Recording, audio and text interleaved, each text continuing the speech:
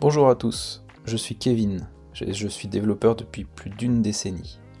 Je vais vous accompagner sur le dev assisté par IA. C'est parti. Alors ici on est sur un repo, le premier sur 3, qui va servir de démo pour le développement via des agents IA. On commence par une to-do list simple et efficace. Chaque repo aura une stack différente et celui-ci sera basé sur React et Nest.js, avec une base de données Postgre. La seule contrainte commune sera de faire tourner l'app en local via Docker Compose. Donc pour ce faire, on va devoir remplir des spécifications dans notre repo via les fichiers suivants qui se trouvent dans .github/docs et on aura le fichier domain.md qui va contenir les règles métiers et les invariants de notre to-do list et les spec.md qui va consister simplement à avoir les choix de stack et quelques commandes utiles pour les agents. Le workflow agentic est assez basique avec seulement 3 agents qui sont configurés ici. Donc on a PM, le Product Manager, ou le Project Manager. On a Lead, donc le Lead Dev, et enfin le Dev. Ils vont faire ça, ils vont implémenter sous forme de cycle en V. Donc un genre de cycle en V, pas comme à l'époque, un truc plus simple. On va commencer par le PM qui va lui interpréter la demande du client, il va interagir avec lui, si besoin.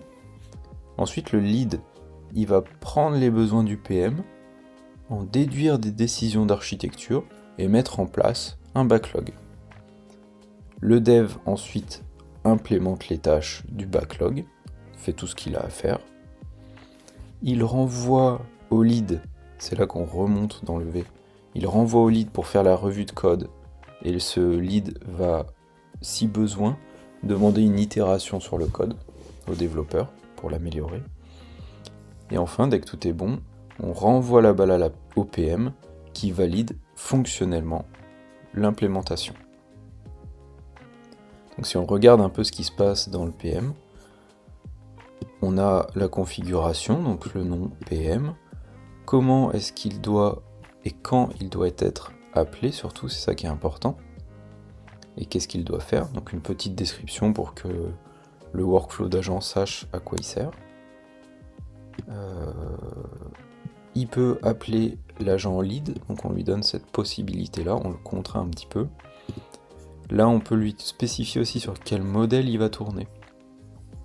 Donc c'est pas forcément très important, mais là on va travailler avec Claude Sonnet 4 ou Copilot Claude Sonnet. Et enfin les hands-off, c'est comment il va passer la balle aux autres agents. Donc en gros il va invoquer le lead dès qu'il a fini de dialoguer avec le client.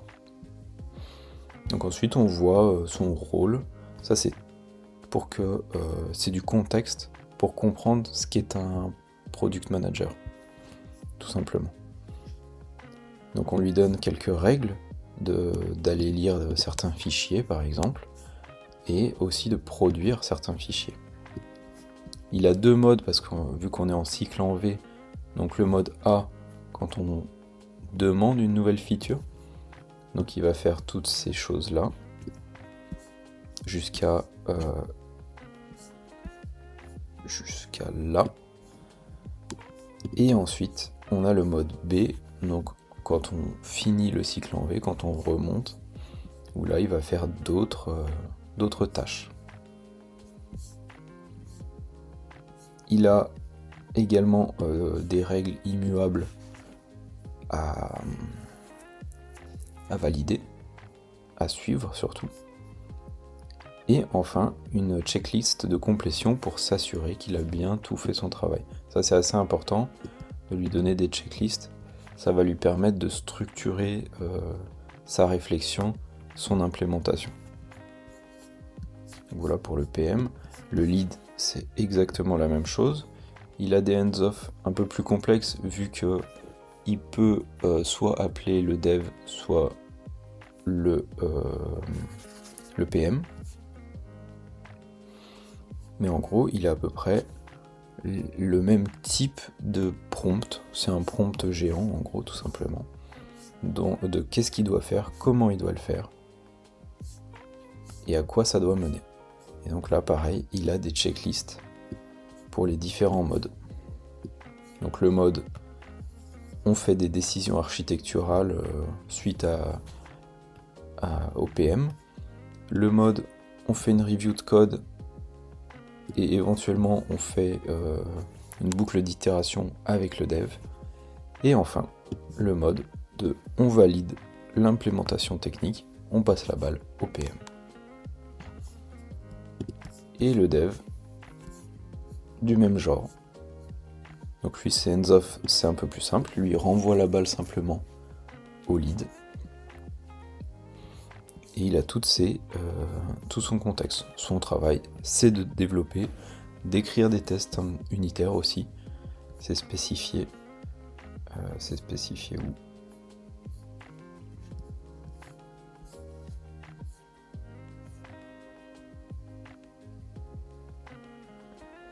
Je sais plus.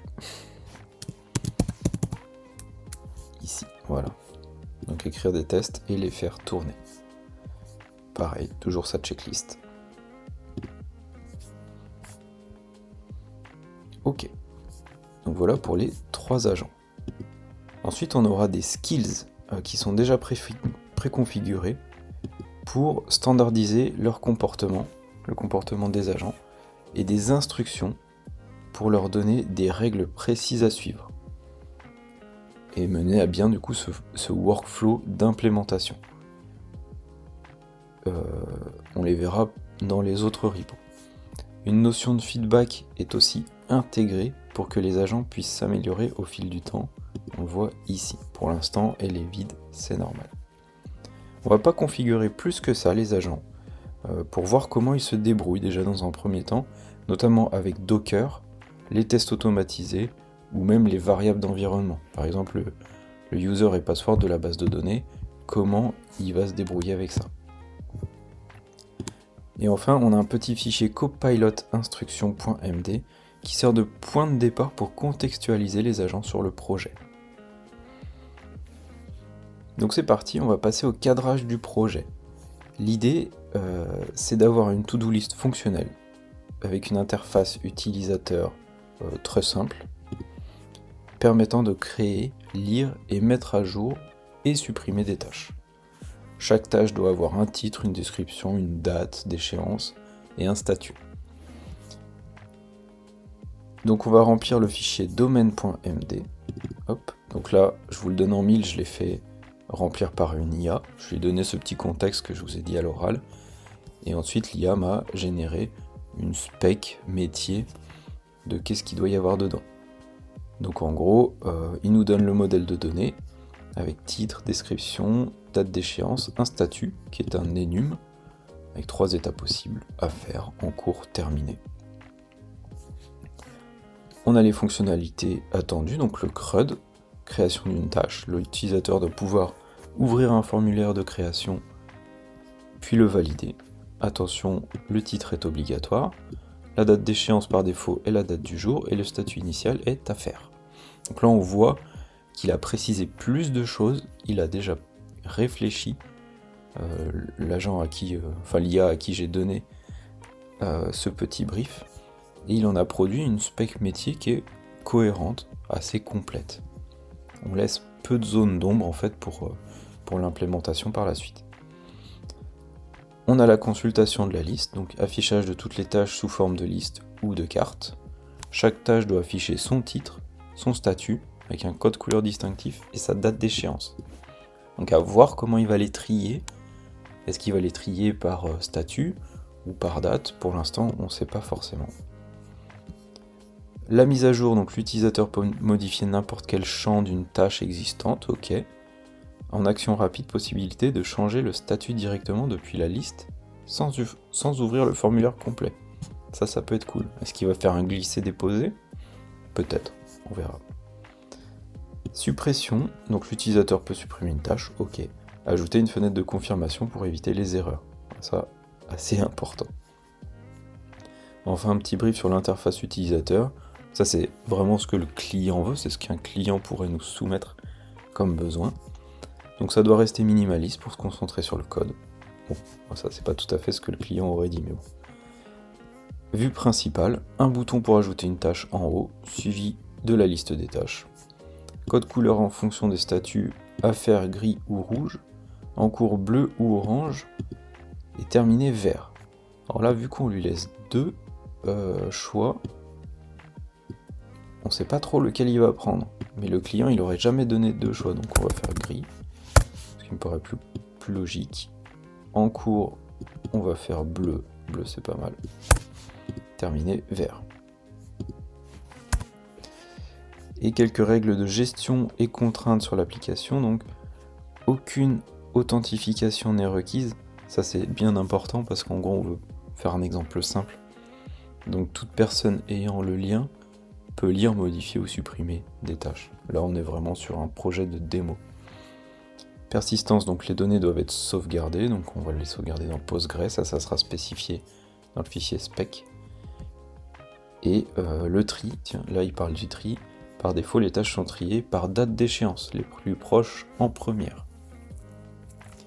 Donc à voir, est-ce qu'il va, si la tâche est terminée, la cacher, l'enlever carrément de l'affichage, à voir comment il va se débrouiller.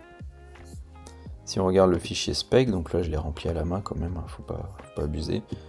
J'ai mis front-end, donc React avec le bundler vite, parce que pourquoi faire autrement.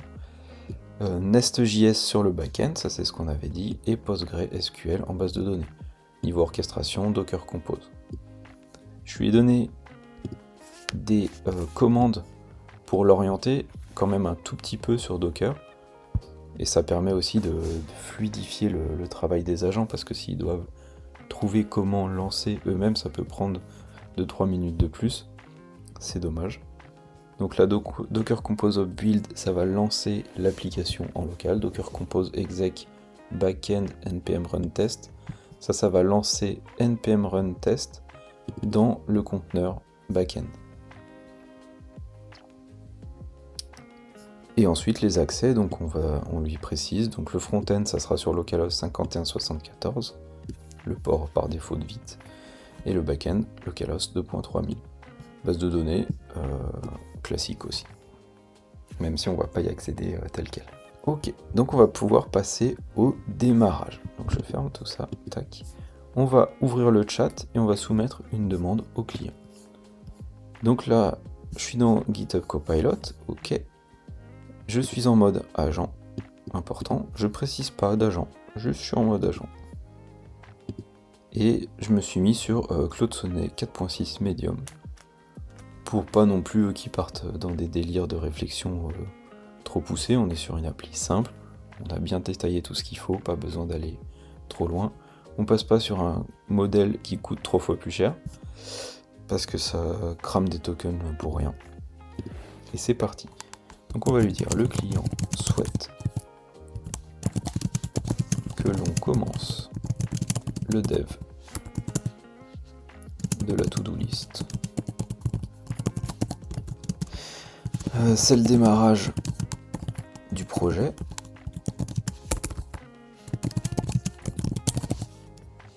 Aucun code existant pour pas qu'il s'offusque.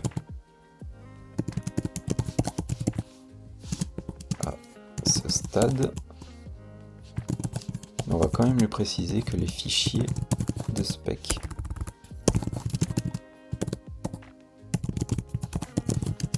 sont remplis. Démarre l'implémentation. Je lui dis pas plus où sont les fichiers de spec, parce que logiquement il va se servir de copilot instruction pour savoir ça. Démarre l'implémentation. Et c'est parti. Ok. Donc là, ce qu'on va faire, on va analyser un petit peu pendant que ça démarre ce que fait l'IA, notamment les agents. Donc là, il a bien pris en compte qu'il va devoir lire les fichiers obligatoires avant toute intervention. Donc ça, c'est parfait.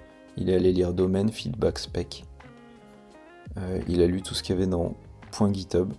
Donc comme précisé, au final, il se débrouille tout seul, c'est bien. Là, il comprend qu'il y a un PM qui est nécessaire quand il y a une demande humaine. Donc ça, c'est cool. Ok, bon, il m'a dégagé. Il est allé lire le feedback. Parfait, donc ça c'est ce qu'on voit ici. Après la lecture du feedback, écrit obligatoirement en début de réponse, en première réponse, la liste des feedbacks. Donc là il n'y en a pas, c'est normal. Pas de feature active, le projet démarre from scratch. Je lance le PM agent pour créer le brief. Donc là on peut suivre tout ce que l'IA produit comme réflexion. Et là il est en train de démarrer le PM qui va faire du coup toutes ces petites popote. Donc là le PM il doit aller lire des fichiers à l'invocation et du coup rentrer en mode à une nouvelle feature. Tac tac tac, et si on regarde, il doit produire une nouvelle feature, donc en gros il va utiliser le skills new feature qui va lui permettre de produire cette feature de façon structurée et fiable dans le temps. Ok, donc ça a pris quelques secondes. On voit qu'il a déjà créé des fichiers. Donc il a créé 3 fichiers, brief, implémentation et log, qu'on retrouve ici, grâce au petit point qui montre ce qu'il a créé.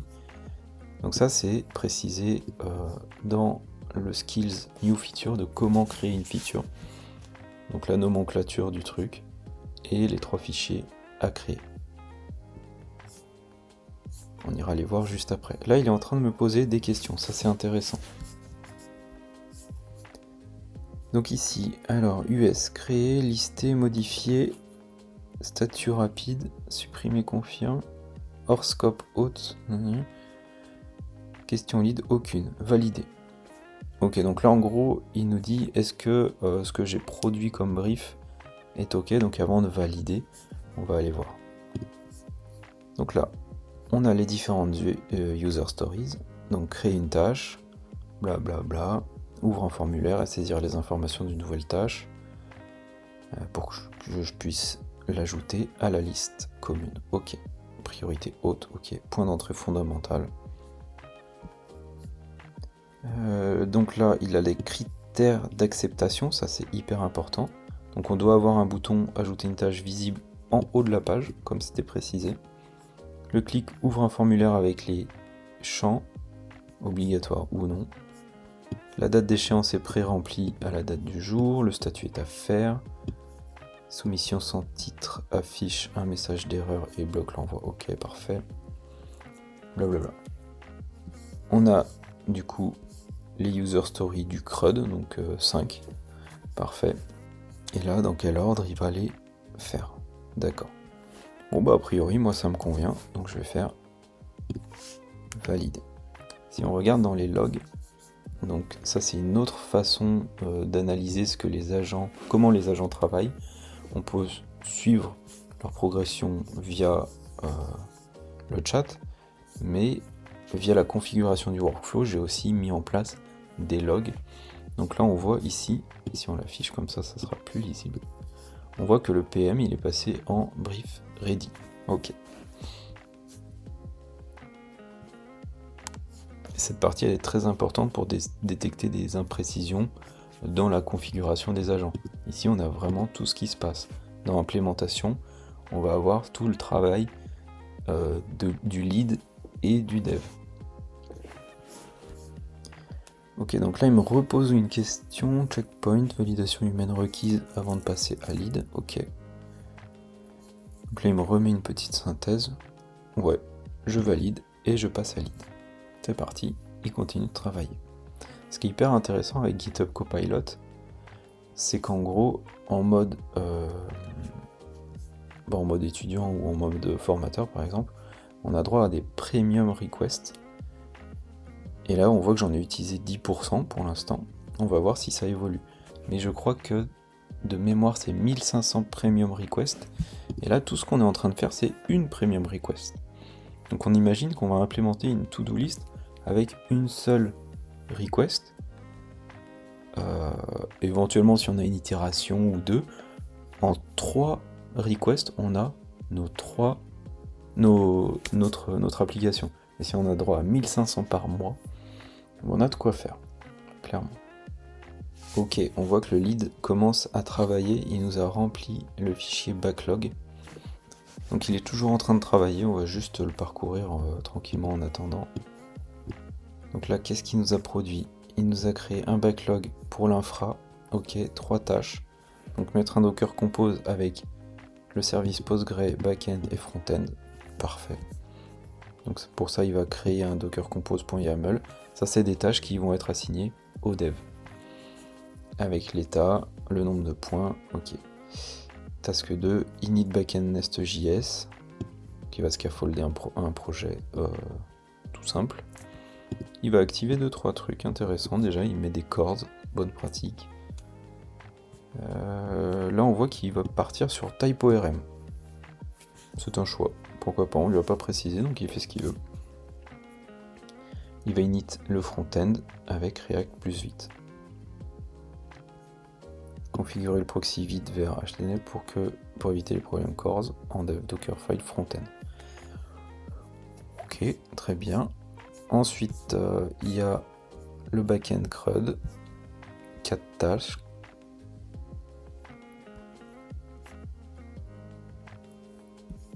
Bon, on lit pas tout en détail, mais en gros, il va nous faire le CRUD complet, ça c'est très bien.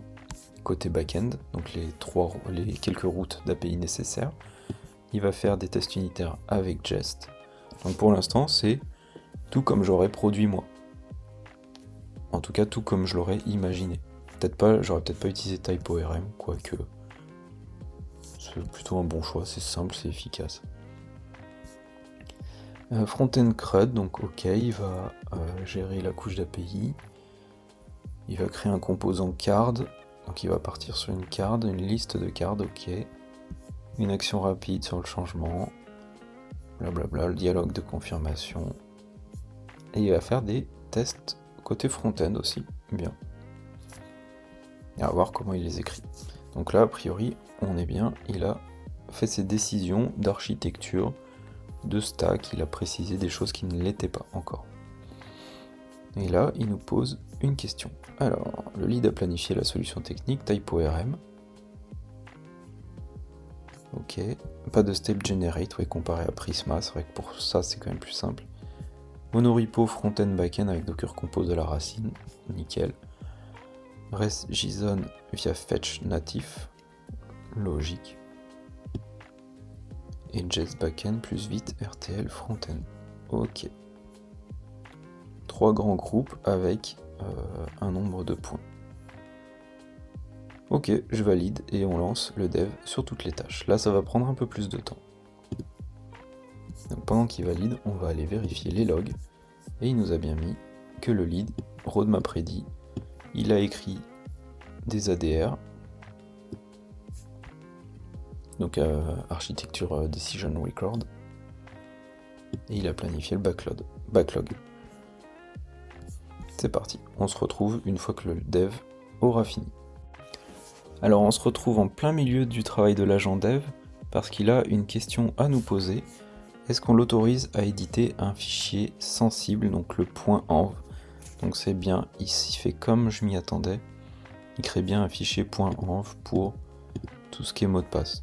Donc là on va lui dire de l'autoriser durant cette session. On peut éventuellement toujours l'autoriser. Et dans ce cas-là, il va le stocker au niveau de notre compte personnel. Mais là, on va juste le faire durant cette session, surtout sur ce genre de choses. Là, c'est parti, et on voit qu'il peut le créer. Donc on en profite, on regarde, il y a le Docker Compose qui a été créé. Et on verra la suite une fois qu'il aura tout terminé. Nouvelle petite demande ici, il me demande s'il peut faire un npm install. Donc là, je vais lui faire hello dans ce workspace. Et c'est parti, il va pouvoir installer les dépendances. On voit qu'il est en train de travailler et que potentiellement il a bientôt fini le sprint 1. On est arrivé à un stade assez avancé de l'implémentation. Donc là on voit qu'il a déjà lancé des tests front-end. Donc a priori il a fini le front et le back. Il a des tests qui passent pas, bon ok, mais là il me demande en gros s'il peut faire un Docker Compose Up. Bien sûr, ça je vais tout le temps l'autoriser à faire des Docker Compose Up. C'est parti, là il va pouvoir terminer. Et on se retrouve tout de suite. Voilà, en fait il me demande npx nest build, bien sûr, vas-y. Ça y est, le dev estime avoir fini son travail. Et là, il nous pose la question, est-ce qu'il peut invoquer le lead pour la code review? Là, il dit qu'il a 7 tests back-end qui passent, 18 front-end qui passent. Donc, on va lui dire, ok, lead, fais ton travail de code review. Il n'y a plus qu'à attendre. Ça y est, le moment tant attendu est arrivé. Notre feature est développée. Alors si on regarde vite fait ce qui s'est passé, donc le dev il a fini son truc, on a dit ok pour lancer le lead pour une code review. Il y a eu 2 points bloquants, il a relancé le dev pour les corrections, donc ça c'est parfait. Le workflow est nickel. Tac tac tac, il a lancé les tests. Donc au final il fait test et build ok, il relance le lead pour une validation finale. Le lead dit ok, il a documenté une dette technique, a priori on pourra regarder plus en détail, et il lance le PM pour la validation fonctionnelle. Le PM dit ok, il close la feature. Et là il nous fait un petit résumé de l'implémentation. Donc un Docker Compose plus .env plus gitignore, un backend, un front-end, ok. Pour lancer, on fait un compose build et on atterrit sur le front-end. Donc il y a encore le front-end qui nécessite un argvit API URL. En dev local avec npm run dev, le proxy vite fonctionne sans problème. Ok, donc petit problème au niveau du Docker. Pipeline complet exécuté, PM, brief, lead, backlog, dev, sestash, quality gate, code review, une révision demandée, correction approved, validation technique, validation fonctionnelle, fermé. Ok. Donc là on voit qu'il a modifié 39 fichiers. Donc on les voit là. On peut les voir aussi dans le source control qui est quand même un petit peu plus pratique. Donc il a modifié des trucs dans les docs, ok, le feedback. Il a modifié forcément tous les fichiers de la feature, on s'en fout. Il a créé le backend, il a créé le front-end, gitignore compose. Ok. Donc là ce que je vais faire, c'est que je vais faire keep, tac. Et on va regarder ce qu'il y a du coup dans l'implémentation. Donc backlog, on l'avait déjà vu tout à l'heure, il a juste modifié pour mettre des donnes partout. Si on regarde code review, donc il a fait ses observations et qu'il a catégorisé donc en critique. Ok, on avait aucun point gitignore, forcément avec un point env, pas top. Il n'y avait pas non plus de node modules, donc ça c'est grosse erreur, ni le dist des fichiers compilés du backend et du front-end du coup. Il y avait des problèmes majeurs, donc ça il les a fait corriger aussi, les problèmes majeurs. Il parsait pas les ID, les UUID. Donc ça, bien, bonne pratique, c'est parfait. Des problèmes mineurs qu'il a laissés de côté pour l'instant. Donc ça, c'est des choses à prendre en compte pour soit les modifier nous-mêmes, soit les donner à l'agent dev direct pour qu'il implémente ces petites corrections. Mais ça donne pas lieu forcément à une feature pleine. Ça sera de l'affinage de cette feature-là. Ensuite, il nous a déclaré des points positifs. Donc ça, je vous laisserai aller voir directement dans le repo pour avoir tout le contenu. Donc verdict, ok, les points bloquants, critical, major, ok, c'est parti. Correction appliquée par le dev. Ah si, il a appliqué les corrections mineures aussi, trop bien. En tout cas, peut-être une partie, pas toutes, à voir. Il a relancé les tests du backend, c'est nickel, le build c'est nickel. Parfait. Donc maintenant, on a vu la code review, on regarde la validation technique. Donc ça c'est toujours le lead qui vérifie par rapport à ses décisions d'architecture et le code produit, est-ce que c'est conforme. Donc là on est en monorepo conforme, type ORM conforme, on est en API REST full, conforme, jest plus vitest, conforme, ok. Spec.md, on est toujours conforme, c'est très bien. Il a détecté des dérives, ok, donc vite API URL, inefficace en mode Docker, ça c'est ce qu'il nous précise ici. Donc il donne un peu de détails, ça peut nous aider à débugger nous aussi, ça c'est cool. Qu'est-ce qu'il voit d'autre? Moi c'est tout, c'est la seule dérive. Il a mis à jour le fichier spec.md, et on va aller voir ça juste après. Verdict validé. Et ensuite, la validation fonctionnelle et la rétrospective faite par le PM. Donc là, il est allé reprendre toutes les US et il est allé voir si c'était validé. Nickel. Verdict. 5 user stories livrées, 23 critères d'acceptation validés, 100%. Seule dette ouverte, technique hors scope fonctionnel. Ok. Donc là, il précise, c'est pas ce problème. C'est une dette technique. Il a fait une rétrospective, ça c'est très bien. Il est allé alimenter le fichier feedback, ça c'est hyper important. Donc ce qui s'est bien passé, pipeline complet respecté, séparation contrôleur, service des théories rigoureuses dans Nest, cycle de review efficace. Donc, on a bien refait appel au dev suite à la code review. Il y a des tests, conformité domain.md, donc ça c'est bien. C'est tout ce qu'il a bien fait. Ensuite, ce qui peut être amélioré, donc vite API URL, détecté un peu tardivement, ok. Le git ignore qui était absent au démarrage, ça c'est hyper important. Donc dans les feedbacks, c'est bien, mais quand on démarre un nouveau projet, au final on n'a rien dans le feedback, donc c'est peut-être quelque chose qu'on mettra en place dans les instructions ou dans les skills. À voir. Tac, non testé, bon ça c'est des petits problèmes. Les courses permissifs, les fallbacks, credentials hardcodés, et il nous donne des petites recommandations pour les prochaines features. Nickel. Donc allons voir ce qui s'est passé dans les logs. Donc on a 25 étapes, plutôt bien. Donc là on a tout le détail de comment ça s'est passé, c'est assez intéressant. Je vous laisserai aller voir. Il nous a dit qu'il a modifié les specs. Donc qu'est-ce qu'il a modifié dans les specs? On peut regarder de cette façon-là. Il n'a rien modifié dans les specs, non. Et feedback, du coup, il a ajouté des feedbacks. On va le lire de cette façon-là. Donc il renforce ce comportement qui a été bon de respecter du coup le pipeline. Bon, a priori, c'est pas vraiment nécessaire. Mais c'est intéressant de le renforcer. Il renforce les tests. Et renforce la conformité au domaine, vérifiable dans le code. Il va essayer d'éviter les prochaines fois d'oublier le git ignore, ça c'est hyper cool. Il va essayer aussi de mieux gérer les variables d'environnement au sein de Docker. En même temps, on lui a pas donné d'instruction Docker, c'est toujours un petit peu compliqué pour les IA. Peut-être ça s'améliorera plus tard. D'ailleurs, je pense que heureusement que j'avais Node d'installer sur mon système parce que il allait me télécharger les dépendances, il a certainement fait les builds sans le Docker, ça on pourrait le revoir là-dedans, mais bon ça va être un peu galère à voir. Donc il gère pas tout à fait encore très bien ça. Ok, les cores et credentials, ok, parfait. Qu'est-ce qu'il a changé d'autre? Implémentation, brief. Non, bah ça c'est normal. L'implémentation, on a tout vu. Ok.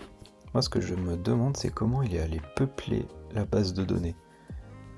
Parce qu'en gros, je vois pas de fichier .sql. Comment est-ce qu'il est allé créer la structure des tables? Normalement, on devrait avoir un fichier .sql avec des grilles table et envoyé en volume entry point. Ici, on n'a rien. Bon, on lui fait confiance. On va aller voir ce qui se passe sur le navigateur. Donc à l'adresse du front-end. Ok, nous voilà sur le front-end du coup. Donc là, on a direct une erreur lors du chargement des tâches. Bon, ajouter une tâche. C'est parti. Test. Description, date d'échéance, pré-remplir la date du jour, statut affaire créer. Erreur lors de la création. Bah, évidemment, il n'y a pas de base de données. Donc là, il y a une erreur. Si on inspecte pour aller voir ce qui se passe dans le réseau, bon là il y a clairement encore des petits problèmes. Donc on va retourner voir dans le code pour voir qu'est-ce qui pourrait poser problème. Donc commençons par le back-end. On a un Dockerfile, ok, en multistage, ok, on a plus l'air d'utiliser le Docker. Donc là on a clairement des problèmes de conf Docker. Peu importe, c'est pas l'essentiel. src main. Donc là il démarre bien le serveur sur le port 3000. On utilise typeorm, ensuite le module task. Task module n'existe pas. Ok, donc on importe typeorm, on utilise task service et task controller. Si on regarde le contrôleur, on a les routes de défini, put id, on a bien le parse id, très bien. Ça a l'air correct, et si on va voir, c'est assez basique vu qu'on utilise un ORM, hein, forcément. On les ordonne, ok. Ok, donc au niveau du code, on a l'air bien. Il y a le test, on verra plus tard.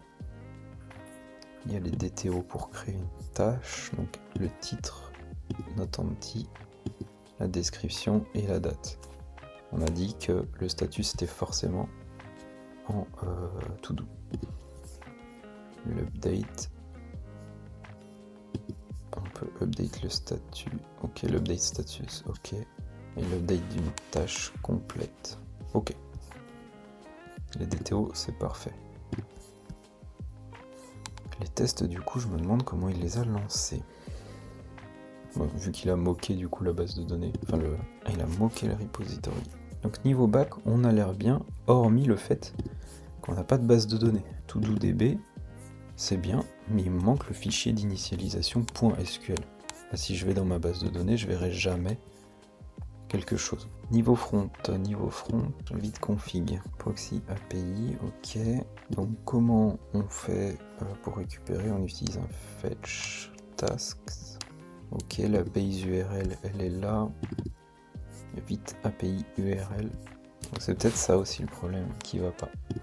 Pour débugger et identifier la source du problème, pourquoi on n'arrive pas à récupérer ou envoyer des tâches depuis le front-end, on va tester le back-end. Donc là je me crée un fichier test.htp. Ça utilise une extension REST Client dans VS Code et ça me permet de faire des get ici, des posts aussi, tout ça. Donc localhost 2.3000 slash task logiquement. Le contrôleur c'est slash tasks, ok. Donc déjà, le backend me répond que j'ai pas de tâche logique, car on n'a pas encore ajouté de tâche. On va faire un post pour voir si ça s'ajoute bien. Donc task en JSON. On a besoin d'un titre, d'une description, et dans le DTO, on avait dit due date.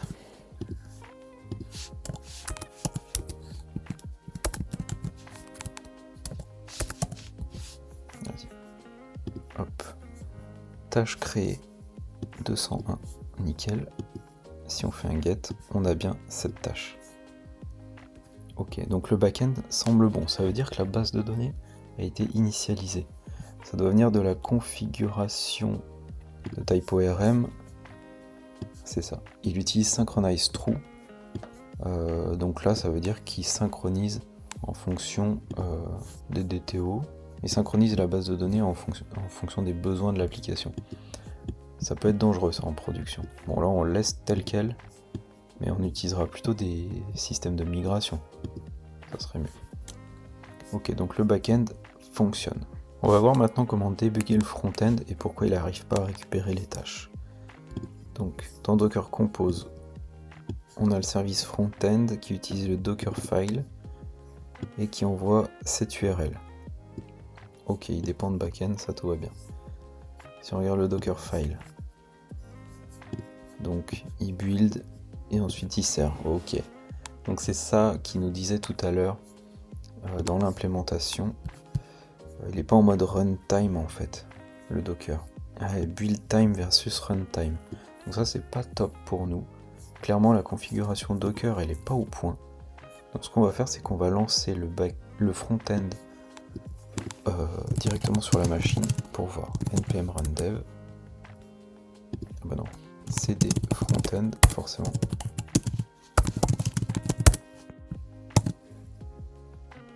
Retour sur le navigateur, API/tasks. Ok, donc il doit avoir un proxy. On retourne sur le code. Donc un proxy doit être configuré. Ok, /API, il redirige vers backend de .3000. Et oui, c'est pas backend parce que ça c'est la résolution DNS dans Docker. Donc si on met localhost 3000 et on retourne voir sur l'appli. Donc sur l'appli, on a bien notre npm run dev qui a fonctionné et on récupère les tâches. Si j'essaye d'ajouter une nouvelle tâche, c'est parfait. On peut la modifier. Très bien. Changer le statut en cours, terminé. On la supprime, confirmer. Super. Pour conclure sur cette implémentation via des agents IA. Donc clairement, il s'est foiré avec Docker. Il va falloir qu'on lui crée une instruction pour savoir coder avec Docker.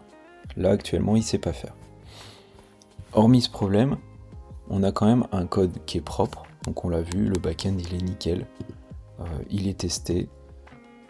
Il respecte les DTO, les contrôleurs, les entités, les modules. Nickel.